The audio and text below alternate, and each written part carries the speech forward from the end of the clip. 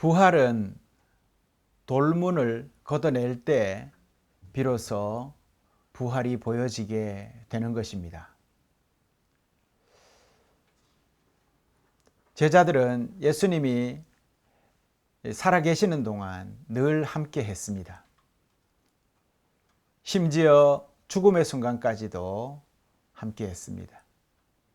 그러니 예수님을 가장 잘 아는 사람들이고 믿어야 하는 사람들이 제자들이었습니다. 그런 저들에게 예수님도 내가 영원히 함께 하겠다며 힘을 그들에게 북돋워 주셨습니다. 하지만 동상이몽이라는 말처럼 서로 각각 다른 꿈을 꾸고 있습니다. 제자들은 여전히 자기 욕심과 또 그것을 채우려고 예수님을 따르고 있습니다. 그들은 여전히 왕으로 오실 메시아를 꿈꾸고 있습니다. 그래서 그가 더 높은 자리에 앉게 될까? 또 누가 그렇게 더 높은 자리에 앉아서 주님을 보좌할까? 그런 궁리에만 몰두하고 있습니다.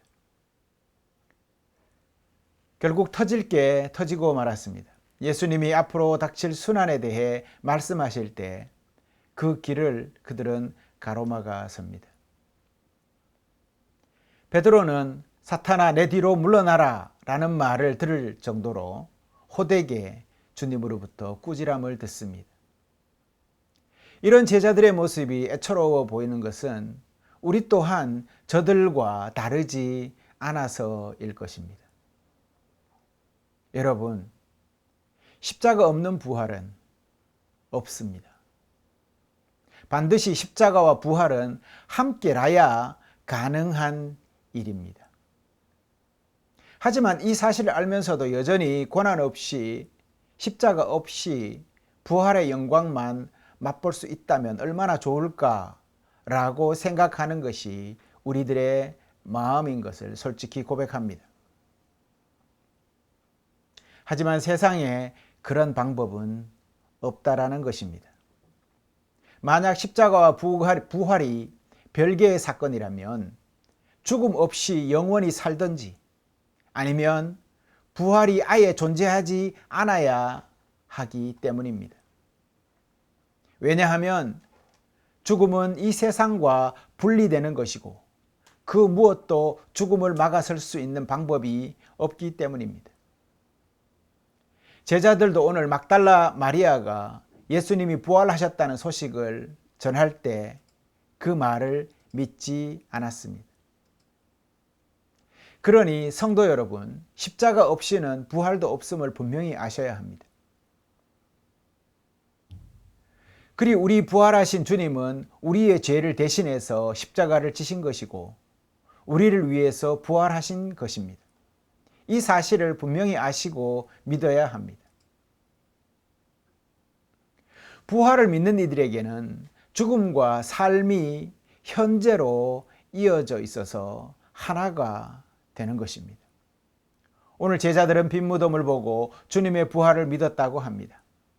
여러분, 저들이 지금 무엇을 보고 있습니까? 없는 것을 보고 있습니까? 분명 그곳에 있어야 할 것이 없는 것, 이것을 보고 믿은 것입니다. 세상은 없으면 없다 하지 없는 것을 있다고 하지는 않습니다. 예수님은 무덤이 없고 시신이 없습니다. 그것을 믿는 것이 믿음이고 부활을 따르는 이들이 가지는 가장 평범한 신앙인 것입니다. 세상의 가치로는 도저히 받아들이기 힘든 사실이지만 이는 역사적인 사실입니다. 그 사실을 복음서는 부활 이후 여러 증인들에게 나타나신 예수님을 통해서 증언해 주고 있습니다. 여러분, 본다는 말이 무엇입니까? 보는 것은 현재 내가 본다라는 것입니다. 그러니 현재 부활을 본다라는 말입니다. 이 말은 현재와 부활이 곧 이어져 있다라는 말과 같습니다. 그러니 현재의 부활을 믿고 따르는 우리의 삶이 영원한 부활의 삶과 이어져 있다라는 말입니다. 우리 주님은 바로 당신의 부활을 통해서 우리 현재 삶을 영원한 부활의 삶으로 연결시켜 주어 또 우리는 그것을 믿고 따르는 이들이라는 사실입니다. 사람들이 자주 하는 약속의 가장 끝은 죽음인 것입니다. 그래서 우리는 가장 길고 끝까지 지켜야 할 약속을 이야기할 때 어떻게 얘기합니까? 죽음이 우리를 갈라놓을 때까지. 이렇게 말하지 않습니까? 이 말처럼 죽음은 사랑하는 이들을 죽음이라는 깊은 굴 속에 묻어버리고 돌문을 닫아버리고 슬픔의 눈물을 반죽 삼아 그 횟가루로 그 돌문을 단단히 메꿔버리는 행위입니다. 하지만 신앙인에게 있어서 죽음은 분리가 아닌 연결이고 현재가 영원한 생명으로 이어지는 것이라는 사실을 알아야 합니다. 그것을 위해서 우리 주님이 친히 십자가에 달리셨고 부활하셔서 그것이 진실임을 나타내 보이신 것입니다. 그러니 죽음이 우리를 갈라놓는다라는 이 말은 잘못된 것입니다. 신앙인에게 있어 현재는 영원한 생명과 그 나라에 이어져 있다는 것을 잊지 마시기 바랍니다. 그러니 신앙인은 부활을 믿음으로써 죽음과 삶이 하나 되는 이 신비로운 경험을 하는 그러한 이들이어야 한다는 것입니다. 그리고 제가 부탁드리고 싶은 말씀은 이 부활이 곧 사랑이 부활을 보게 한다라는 사실입니다. 사랑이 부활을 보게 합니다. 최근 우리는 전쟁과 코로나로 사랑하는 이들을 마음 아파하며 떠나보냈습니다. 사랑했던 이들의 죽음을 바라보는 일은 참으로 슬프고 마음이 아프며 믿고 싶지 않습니다. 오늘 복음서의 마리아도 같은 심정일 것이었습니다. 그도 사랑했던 주님에 대한 간절한 그리움으로 해가 뜨기 전에 무덤으로 달려갑니다. 다른 복음서에 의하면 예수님께서 오후 3시쯤 돌아가셨다라고 합니다. 이 말은 예수님을 무덤에 장사 지내고 이제 마무리를 하니 곧 해가 서산에 뉘엿뉘엿 넘어가는 우리 시간으로 얘기하면 저녁 6시쯤 되었다라는 말입니다. 그리고 해가 지면 그 다음 날은 안식일이었습니다. 아시다시피 유대인들은 안식일에 아무런 일도 하지 못하게 규정되어 있습니다. 일을 멈추어야 합니다. 마리아는 사랑하는 주님이 그리 허망하게 돌아가신 것도 안타깝고 힘이 든데 장례조차 제대로 지내지 못한 그 마음에 너무나 가슴 애리게 사무쳤습니다. 시편의 시인이 새벽을 기다리는 마음을 잘 노래하고 있습니다. 파수꾼이 새벽을 기다림같이. 그래서 마리아는 안식일이 끝나기만을 기다립니다. 이제야 저제나 고개 내밀며 새벽이 오기를 기다립니다. 기다림에 지쳐 더는 참지 못한 마리아는 해가 뜨기도 전에 그는 무덤으로 달려갔다라고 합니다. 마리아를 새벽동이 트기 전에 무덤으로 이끈 것이 무엇입니까? 바로 주님을 향한 사랑이었습니다. 우리는 뜻하지 않게 전쟁과 코로나로 사랑하는 이들을 사별하는 아픔을 지니게 되었습니다. 그들은 누군가의 사랑하는 가족이었고 누군가의 사랑하는 어머니, 아버지들이었습니다. 또 누군가의 사랑하는 자식이었던 이들이었습니다. 이 무서운 전염병이나 전쟁으로 사랑하는 수많은 가족들이 우리 곁을 떠나가 버렸습니다. 그 슬픔과 죽음의 공포는 주님의 부활을 맞이하는 지금도 여전히 계속되고 있습니다. 하지만 마리아가 십자가 곁에서 예수님의 못 박히는 모습을 아무런 힘없이 지켜보고 있었던 것처럼 우리도 지금 그저 발만 동동 구르며 죽어가는 이들을 지켜만 보고 있습니다. 분명 부활이 있지만, 그리 예수님께서 부활하셨지만 사랑을 잃고 힘들어하는 저들에게, 희망을 잃은 저들에게 예수님의 부활을 어떻게 전하고 어떻게 이야기해야 할지 사실은 잘 모르겠습니다. 아무리 주님의 부활을 이야기한들 사랑을 잃은 저들에게 예수님의 부활은 허공의 메아리로밖에 들리지 않을 것이기 때문입니다.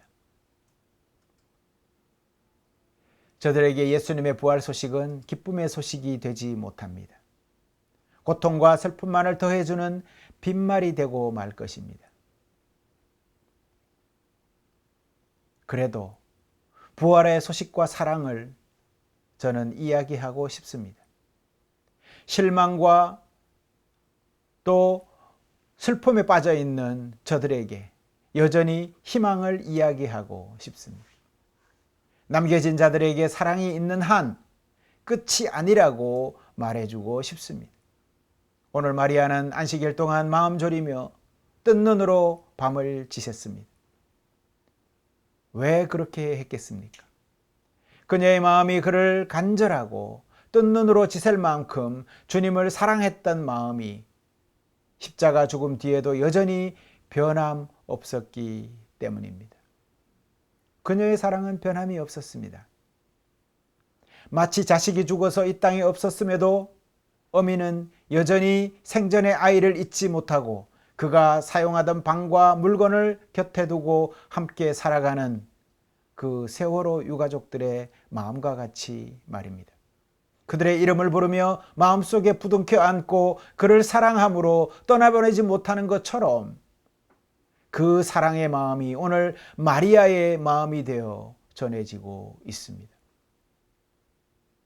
그런 간절함 속에 우리의 희망이 담겨 있습니다. 물론 사랑하고 간절하다고 해서 죽은 사람이 다시 살아오지는 않습니다. 이처럼 우리가 바라는 대로 그 소망이, 그 사랑이 이루어지지 않을 수도 있습니다. 하지만 분명한 것은 사랑하는 마음이 변치 않는 이상 지금의 죽음과 이별의 고통은 다만 고통으로 끝나지만은 않을 것이라는 것입니다.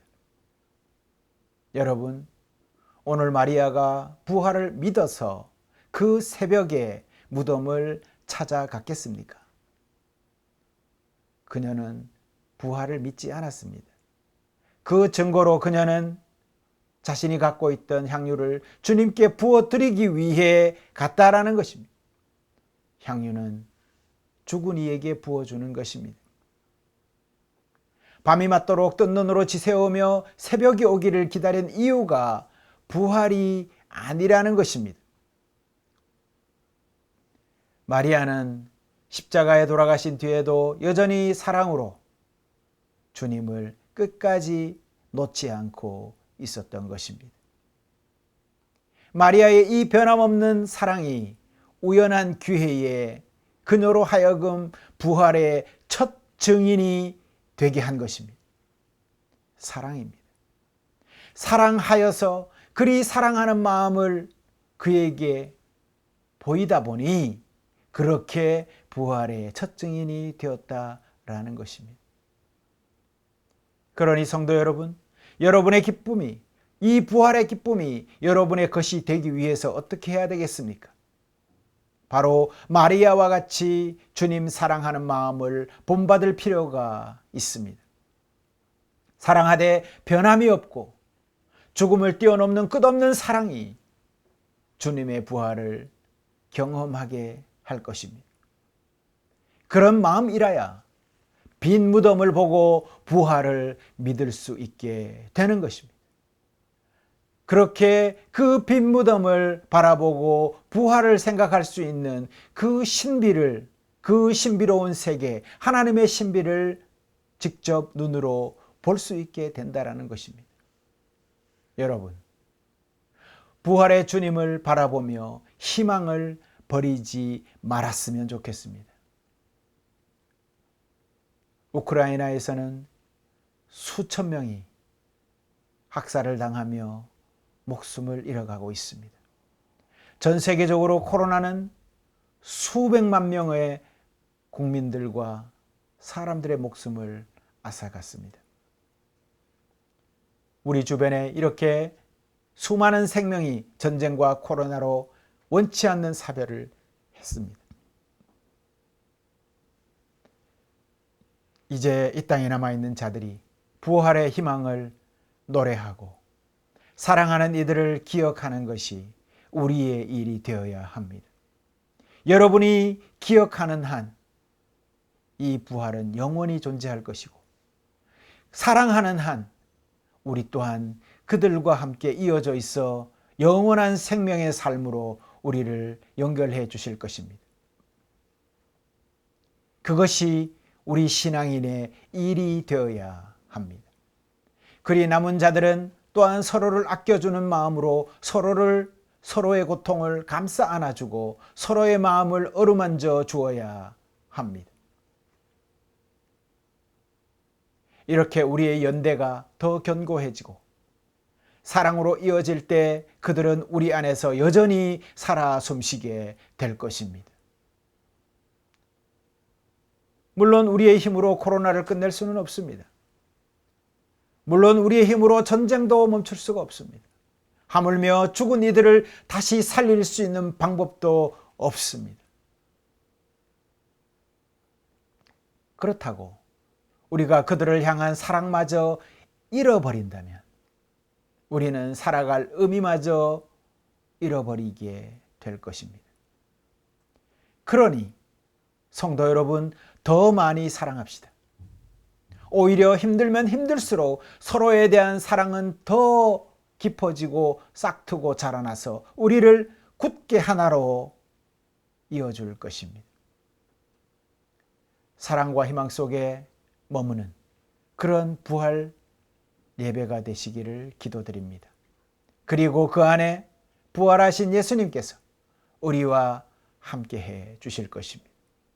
주님, 그 주님 부활의 은총이 산상교회 성도들과 지금도 전쟁으로 힘들어하는 우크라이나와 미얀마 그리고 세계 도처의 분쟁 지역의 국민들과 코로나로 사랑하는 가족을 잃고 슬퍼하는 전 세계 모든 가족들, 그리고 힘겹게 질병과 싸우고 있는 환자와 의료진들 위해, 그리고 부활의 주님을 진정 기다리며 간절한 마음으로 예배드리는 전 세계 모든 그리스도인들 위에 항상 주님 평화가 함께 하시기를 간절히 바랍니다. 기도하시겠습니다.